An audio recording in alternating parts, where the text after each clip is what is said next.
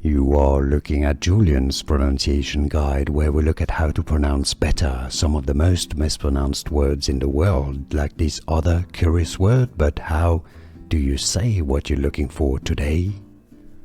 Let's learn how to pronounce this word once and for all correctly. If you want to learn more vocabulary from medicine, stay tuned. There are more videos for you coming up.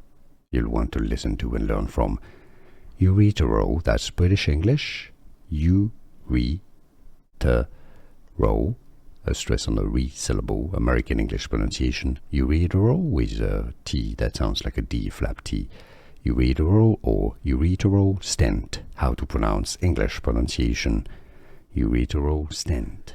Here are more videos on how to pronounce more confusing words and names too many mispronounced. Like this video if you found it useful. I appreciate your support. I'll see you soon and thanks for watching.